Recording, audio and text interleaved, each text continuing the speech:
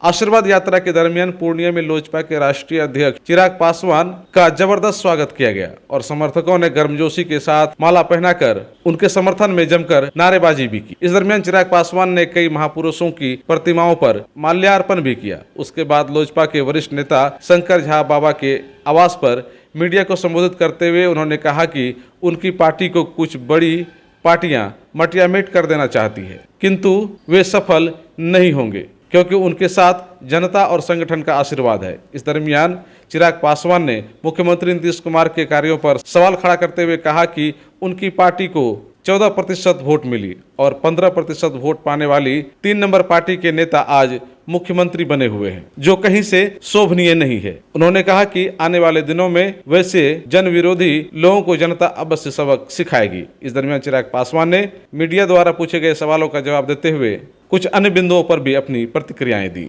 आप सब जानते हैं कि हमारे नेता मेरे आदर्श आदरणीय रामविलास पासवान जी की जयंती दिवस के दिन से हम लोगों ने आशीर्वाद यात्रा की शुरुआत की है और ये आशीर्वाद यात्रा बिहार के हर एक ज़िले से होती हुई अंत में इसका समापन पटना में पार्टी की नेशनल काउंसिल की बैठक के साथ हम लोग करेंगे। नेशनल काउंसिल लोक जनशक्ति पार्टी की सबसे बड़ी बॉडी में से एक है, जिसमें हम लोग के न सिर्फ बिहार प्रदेश के बल्कि देश भर के जितने भी जिला अध्यक्ष हैं, जितने भी प्रकोष्ठों के प्रदेश अध्यक्ष हैं, जितने भी प्रकोष्ठों के जिला के अध्यक्ष हैं, पंचायत के अध्यक्ष हैं, तमाम लोग नेशनल काउंसिल में सम्मिलित हैं। तो उस बैठक के साथ हम लोग इस यात्रा का समापन करेंगे। इसकी शुरुआत हम लोगों ने हाजीपुर से की थी। मेरे पिताजी की कर्मभूमि रही है। पिताजी ने हाजीपुर को अपनी माँ समान माना और आज की तारीख में देश दुनिया में लोग पिताजी को हाजीपुर के नाम से और हाजीपुर को पिताजी के नाम से जानते हैं। तो इसीलिए उनकी कर्मभूमि से इस यात्रा की हम लोगों ने शुरुआत की। मैं प्रदेश की जनता का दिल से धन्यवाद करूंगा कि जिस आशीर्वाद की मुझे उम्मीद थी, जिस संकल्प के साथ मैं निकला था, उससे कई गुना बढ़कर मुझे ना सिर्फ लोगों का आशीर्वाद मिल रहा है बल्कि उनका समर्थन भी मेरी इस यात्रा को मुझे मिल रहा है। हम लोगों ने हाजीपुर के बाद समस्तीपुर हम लोग गए, उसके बाद हम लोग बेगूसराय गए, खगड़िया में कार्यक्रम रहा, कल रात हम लोग कटिहार में थे और आज पूर्णिया में एक कार्यक्रम हम लोग कर रहे हैं। जहाँ जहाँ से भी ये यात्रा गुजर रही है और आप सबके कैमरा मुझे फॉलो कर रहे हैं, आप सब लोग साथ में हैं।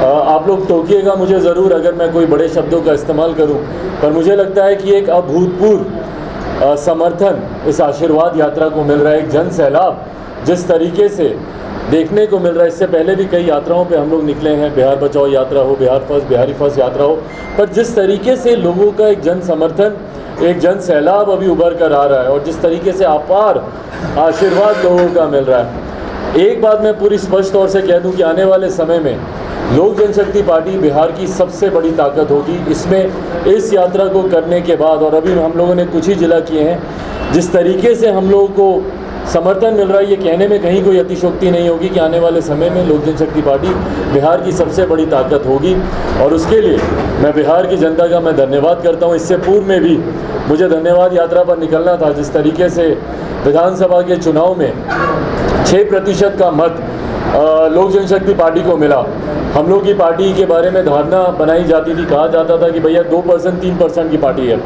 पर मैं धन्यवाद देना चाहता हूँ बिहार की जनता का कि 6% मत हम लोग को तब मिला जब अभी हम लोगों ने 100+ सीटों पर चुनाव ही नहीं लड़ा था।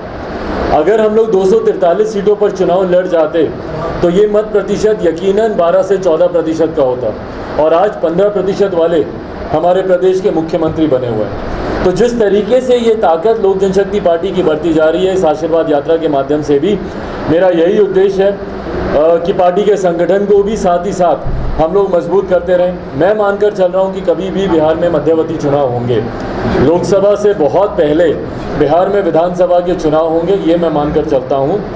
और उस क्रम में किस तरीके से हम लोग लोक जनशक्ति पार्टी के संगठन को भी हम लोग मजबूत करें। हर जिले से जब ये यात्रा गुजर रही है तो उसमें हम लोग का संकल्प भी हम लोग का यही है।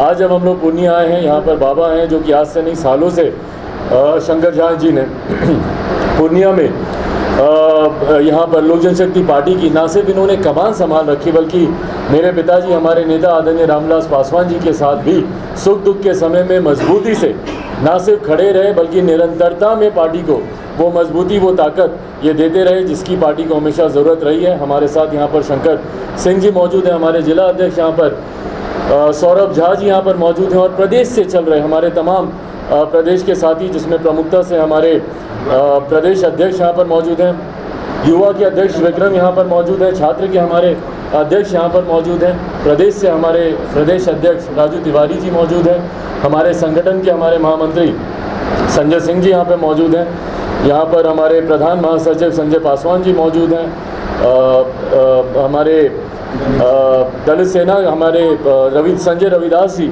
यहाँ पर मौजूद हैं, जो कि सदस्यता अभियान के हमारे प्रभारी, और साथ में हमारे जितने प्रत्याशी हैं वो यहाँ पर मौजूद हैं। और जैसा मैंने कहा कि इस आशीर्वाद यात्रा का उद्देश्य सिर्फ यही है कि साथ में जहाँ एक तरफ बिहार की जनता के बीच जाकर उनसे उनका आशीर्वाद देना, साथ में ही संगठन को भी वो नई मजबूती देना जिसकी वजह से हम लोग आने वाले दिनों में जब मध्यावधि चुनाव हो तो उसमें किस तरीके से पार्टी को बढ़ चढ़ कर पार्टी की भूमिका रहे, उस दिशा में काम करने का हम लोग का लक्ष्य है।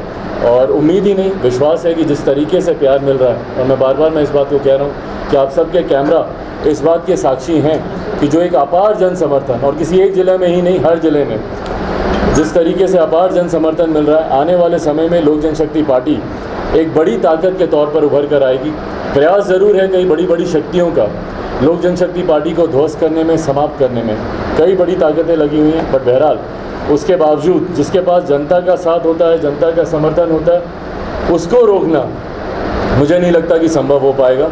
देखिए, मेरी धारणा सिर्फ इसीलिए बदल जाए क्योंकि मेरी कोई व्यक्तिगत महत्वाकांक्षा तथाकथित जो लोगों को लगती हो कि शायद मेरी महत्वाकांक्षा हो और उसको पूरा नहीं किया गया, इसलिए मेरी धारणा उनके प्रति बदल जाए, ऐसा होगा नहीं। अगर मुझे सिर्फ मंत्री ही बनने का लालच होता तो आप इस बात को अच्छी तरीके से आप जानेंगे और मानेंगे कि मेरे पास वो समय था, मेरे पास तमाम वो संभावनाएं थी। अगर मैं इस गठबंधन में रहता, मुख्यमंत्री नीतीश कुमार जी की खराब नीतियों का समर्थन करता, उनके सामने नतमस्तक रहता, तो आज ना सिर्फ बिहार में मेरे 2 मंत्री होते, आज मैं केंद्रीय मंत्री की हैसियत से आप लोग के सामने मैं मौजूद होता।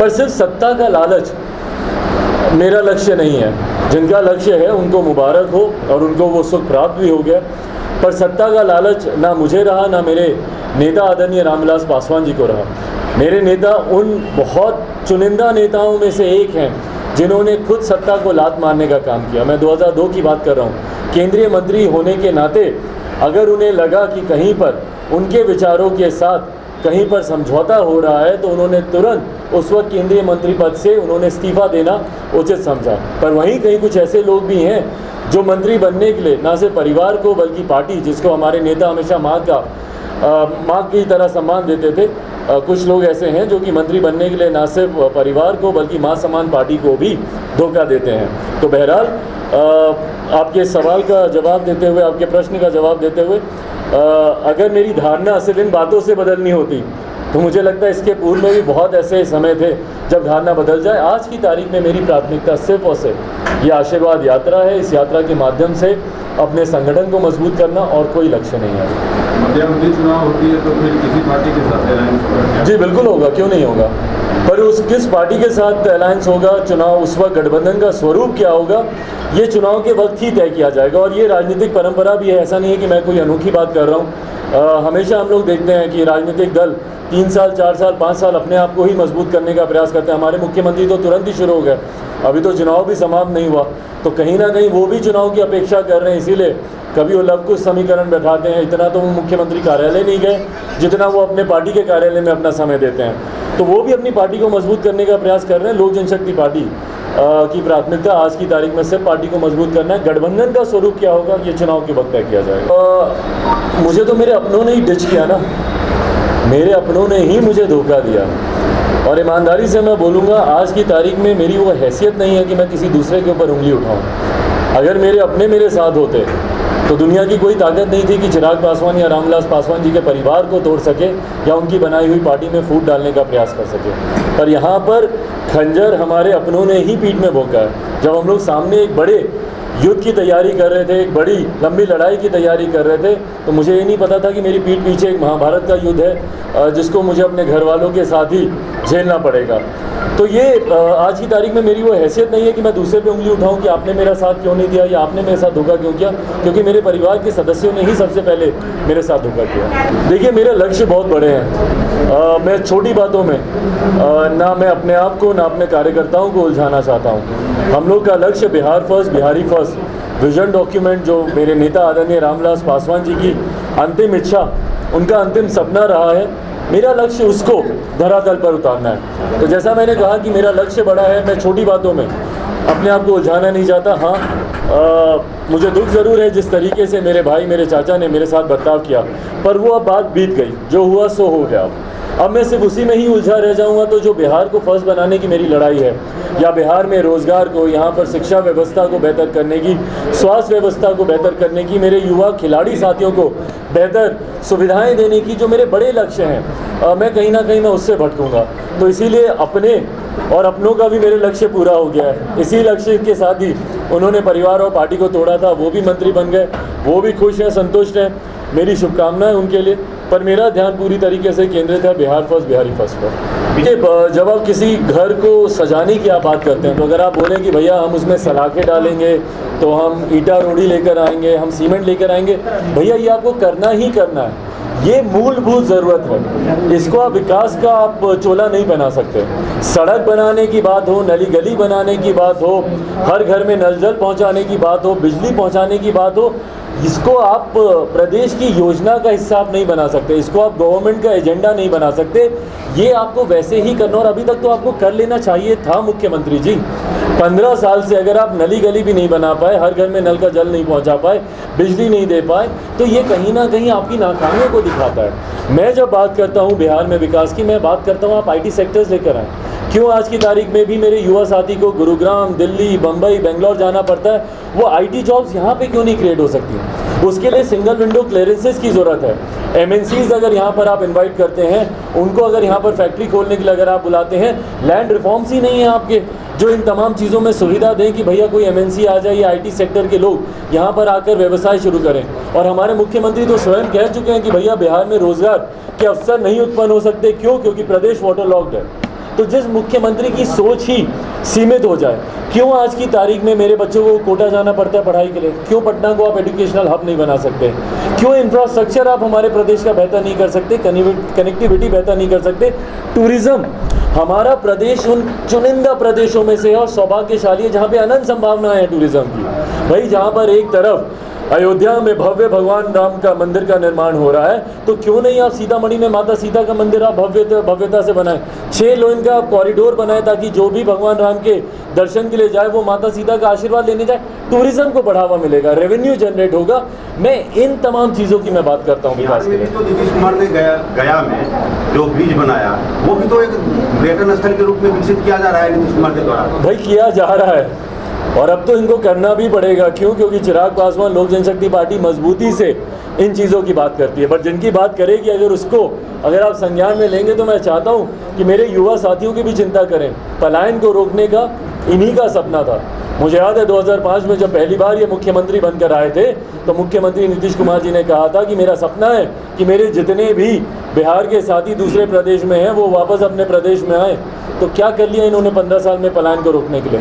आंकड़े दर्शाते हैं कि पलायन रुकना तो दूर की बात है, साल दर साल इसमें वृद्धि हुई है। और पहली कोरोना की लहर में जब तमाम बिहारवासी वापस आ गए थे, तो भैया आपका तो सपना पूरा होने का समय था, वो उनको रोक लेते, संजो लेते यहीं पर आपके पास वो इंफ्रास्ट्रक्चर ही नहीं है। 15 साल काम करने के बावजूद आप नौकरी देंगे तो कहाँ से देंगे? आप व्यवसाय देंगे तो कहाँ से देंगे? क्यों? क्योंकि आपने जातीय समीकरण के अलावा दलित को महादलित कैसे किया जाए, पिछड़ा को अति पिछड़ा कैसे किया जाए, एक दूसरे को कैसे बांटा जाए, उसके अलावा तो मुख्यमंत्री ने कभी काम किया नहीं। कि कोई भी कानून को बनाने से पहले एक आम सहमति होनी चाहिए, जनता की राय ली जानी चाहिए। हमारे प्रदेश में ही उदाहरण के तौर पर मैं आपको देता हूँ, शराबबंदी कानून लागू किया गया जिसमें किसी की कोई सहमति नहीं ली गई, किसी से कोई चर्चा नहीं की, किसी से कोई बातचीत नहीं की गई। कानून अच्छा था, मैं उस वक्त विपक्ष में था, एनडीए का मैं हिस्सा था और मुख्यमंत्री नीतीश कुमार जी महागठबंधन के सहयोगी थे। विपक्ष में होने के बावजूद मैंने हमारे मुख्यमंत्री का उस वक्त समर्थन किया था और मैंने शराबबंदी कानून पर मेरी पार्टी की तरफ से उनको समर्थन मिला था, पर जिस तरीके से इस कानून को लाया गया एग्जीक्यूट तो हो नहीं पाया। आज की तारीख में शराबबंदी इम्प्लीमेंट होना तो बहुत दूर की बात है भैया, घर घर पे होम डिलीवरी इसकी हो रही है। नए तस्कर पैदा हो गए हैं, नए लोग ऐसे हैं जो कि शराबबंदी के साथ जुड़े हुए मसलों में स्मगलिंग में जुड़ गए हैं। तो ये तमाम चिंता का विषय उठ जाता है जब आप किसी भी कानून को ऊपर से थोपते हैं। मैं अनुसूचित जाति जनजाति को भी लेकर एक उदाहरण दूंगा। एट्रोसिटी एक्ट 1989 का बना हुआ ये एक्ट था का ये कानून है। तब से लेकर आज तक ये कानून होने के बावजूद भी क्या दलितों के ऊपर अत्याचार रुक गया? क्या अनुसूचित जाति जनजाति के लोगों के ऊपर अत्याचार रुक गया? आज भी अत्याचार होता है। क्यों? क्योंकि जागरूकता नहीं फैलाई गई है। ये कानून क्यों बन रहा है, इसकी ज़रूरत क्या है, ये हम लोग को सबसे पहले बताना ज़रूरी है। तो अगर सिर्फ कानून को थोपा जाएगा तो मुझे लगता है शराबबंदी कानून की तरह ही वो फेल होगा। देखिए, बिहार में बाढ़ ये कोई नई बात नहीं है। मुझे लगता है आज ही हम में से कोई भी एस्ट्रोलॉजर नहीं है, हम में से कोई भी भविष्यवाणी करने वाला व्यक्ति नहीं है, पर मुझे लगता है हम लोग आज की तारीख में ही यहाँ पर बैठकर हम लोग भविष्यवाणी कर सकते हैं कि अगले साल पुनः ठीक इसी समय बिहार में बाढ़ जैसे हालात बनेंगे। ये साल दर साल मैं अपने बचपन से देखता आ रहा हूँ, मेरे युवा साथी अपने बचपन से देखते आ रहे होंगे, और हमारी जो पिछली पीढ़ी है वो उन्होंने पूरी ज़िंदगी ये देखा है। उसके बावजूद क्यों नहीं बिहार में बाढ़ के हालातों को रोका जा सकता है? यही सवाल मेरे बिहारी फर्स्ट विजन डॉक्यूमेंट में जो मैं मुख्यमंत्री जी से पूछता हूँ और जो मैं उनकी नीति का खिलाफ करता हूँ। मैं इस बात को मैं दोहराता हूँ, मेरा मुख्यमंत्री जी से व्यक्तिगत तौर पर कोई द्वेष नहीं है, मैं सिर्फ उनकी नीतियों का विरोधी हूँ। क्यों? क्योंकि उनकी नीतियों ने आज तक बिहार को बर्बादी की कगार पर ना सिर्फ खड़े रखा बल्कि और धकेलने का काम किया।